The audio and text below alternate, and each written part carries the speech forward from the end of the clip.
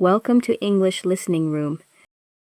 On Saturday morning, Elizabeth and Mr. Collins met for breakfast a few minutes before the others appeared, and he took the opportunity of paying the parting civilities which he deemed indispensably necessary.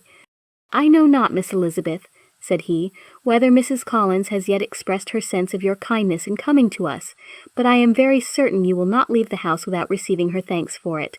The favor of your company has been much felt, I assure you.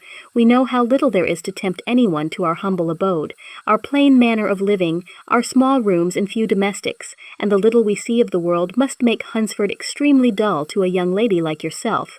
But I hope you will believe us grateful for the condescension, and that we have done everything in our power to prevent your spending your time unpleasantly." Elizabeth was eager with her thanks and assurances of happiness. She had spent 6 weeks with great enjoyment, and the pleasure of being with Charlotte, and the kind attentions she had received, must make her feel the obliged. Mr. Collins was gratified, and with a more smiling solemnity replied, "It gives me great pleasure to hear that you have passed your time not disagreeably. We have certainly done our best, and most fortunately, having it in our power to introduce you to very superior society, and from our connection with Rosings, the frequent means of varying the humble home scene, I think we may flatter ourselves that your Hunsford visit cannot have been entirely irksome. Our situation with regard to Lady Catherine's family is indeed the sort of extraordinary advantage and blessing which few can boast. You see on what a footing we are. You see how continually we are engaged there. In truth, I must acknowledge that with all the disadvantages of this humble parsonage, I should not think anyone abiding in it an object of compassion, while they are sharers of our intimacy at Rosings." Words were insufficient for the elevation of his feelings, and he was obliged to walk about the room, while Elizabeth tried to unite civility and truth in a few short sentences. "You may, in fact, carry a very favorable report of us into Hertfordshire, my dear cousin. I flatter myself, at least, that you will be able to do so. Lady Catherine's great attentions to Mrs. Collins you have been a daily witness of, and altogether I trust it does not appear that your friend has drawn an unfortunate, but on this point it will be as well to be silent. Only let me assure you, my dear Miss Elizabeth, that I can from my heart most cordially wish you equal felicity in marriage. My dear Charlotte and I have but one mind and one way of thinking. There is in everything a most remarkable resemblance of character and ideas between us. We seem to have been designed for each other." Elizabeth could safely say that it was a great happiness where that was the case, and with equal sincerity could add that she firmly believed and rejoiced in his domestic comforts.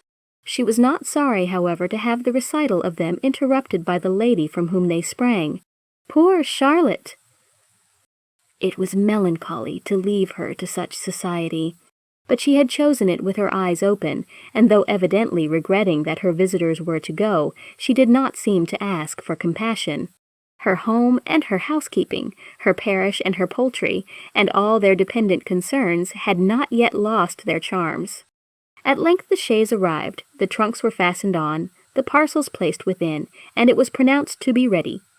After an affectionate parting between the friends, Elizabeth was attended to the carriage by Mr. Collins, and as they walked down the garden he was commissioning her with his best respects to all her family, not forgetting his thanks for the kindness he had received at Longbourn in the winter, and his compliments to Mr. and Mrs. Gardiner, though unknown.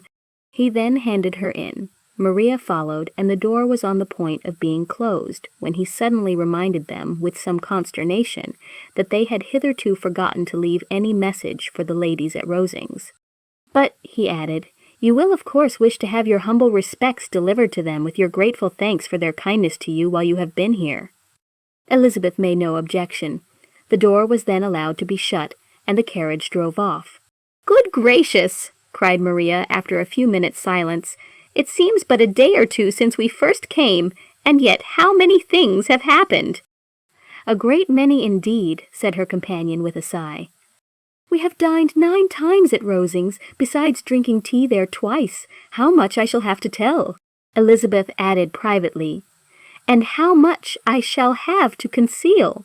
Their journey was performed without much conversation or any alarm, and within 4 hours of their leaving Hunsford, they reached Mr. Gardiner's house, where they were to remain a few days. Jane looked well, and Elizabeth had little opportunity of studying her spirits amidst the various engagements which the kindness of her aunt had reserved for them. But Jane was to go home with her, and at Longbourn there would be leisure enough for observation. It was not without an effort, meanwhile, that she could wait even for Longbourn before she told her sister of Mr. Darcy's proposals. To know that she had the power of revealing what would so exceedingly astonish Jane, and must at the same time so highly gratify whatever of her own vanity she had not yet been able to reason away, was such a temptation to openness as nothing could have conquered but the state of indecision in which she remained as to the extent of what she should communicate, and her fear, if she once entered on the subject, of being hurried into repeating something of Bingley, which might only grieve her sister further.